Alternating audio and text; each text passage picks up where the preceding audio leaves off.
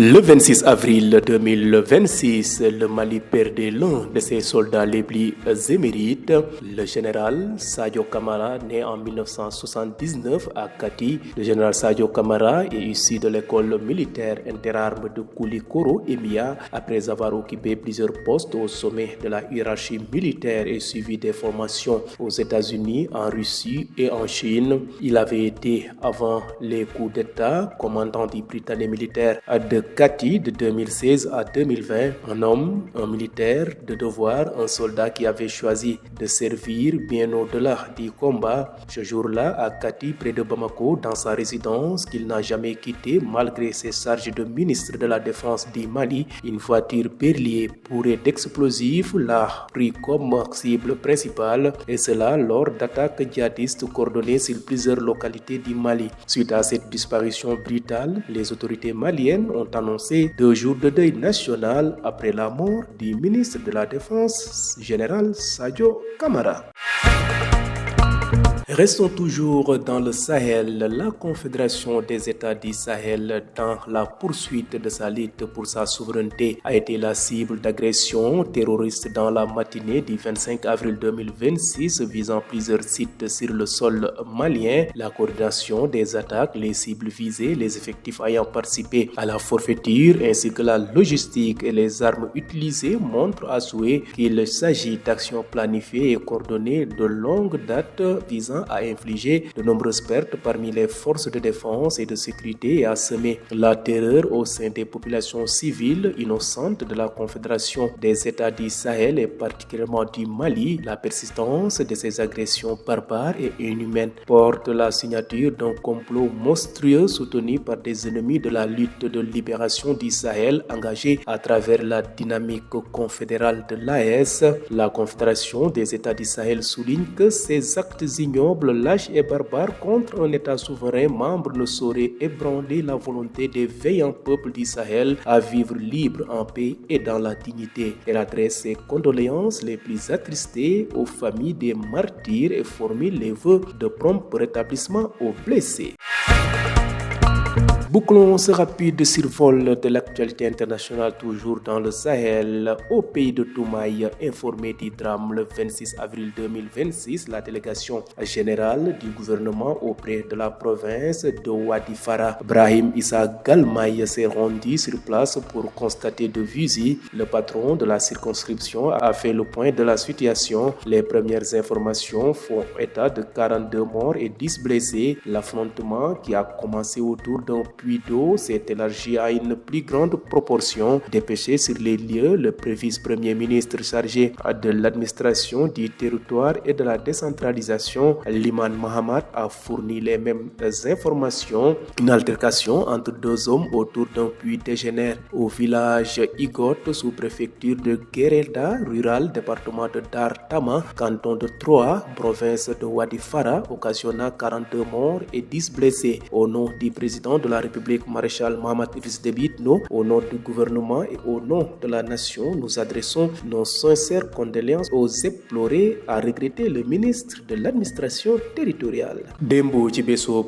dimanche gi yemoon ak ñaar fukki fan ak juróom benn ci weeru avril ci atum 2026 réew Mali de daal dina ñàkk nag soldat boo xam ne ku am gëdd la ca fa nga xam ne mooy seen réew. Kooku nag mooy général Sadio Camara, mu ngi gane àdduna ci atum 1979 ca Kati. Général Sadio Camara mu ngi génnee ci école militaire interarmes bu Koulikoro di EMIA ginnaaw nag bu mu occupé poste yu bëri nag ca bopp armée bu Mali. Moom nag daal dina dem fa nga xam ne mooy États-Unis, Russie ak Chine doon fa suivre ay formation avant sax ñuy amal coup d'état bi ca Mali. Moom nag moo nekkoon commandant britannique militaire bu Kati ci atum 2016 jàpp 2020. Moom de militaire bu xarañ la, nangu lool la nga xam ne moom mooy devoir, nekkoon soldat it boo xam ne li jëm ci wàllu aar Mali wane woon na ci bu baax a baax li nga xam ne moom mooy gëddam. ñu jàpp ne nag ca Kati fa nga xam ne moo nekk ca wetu Bamako, fa nga xam ne foofu la dëkk ca résidence am ba nga xam ne donte ne ba mu nekkee ministre de la défense ba léegi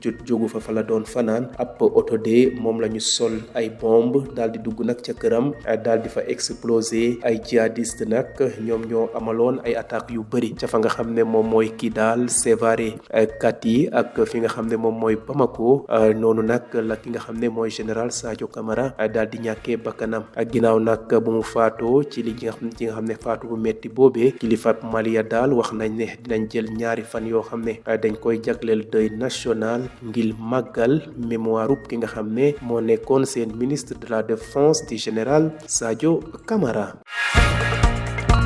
ba léegi ñu des ci goxub Sahel confédération des états du Sahel ñoom de ci yoon bu ñu jël ngir xeex li nga xam ne moo jëm ci wàllub terrorisme ak souveraineté daal di nañ nag song leen ci bëccëgub ñaar fan ak juróom ci avril ci atum 2026 ñu daal di nag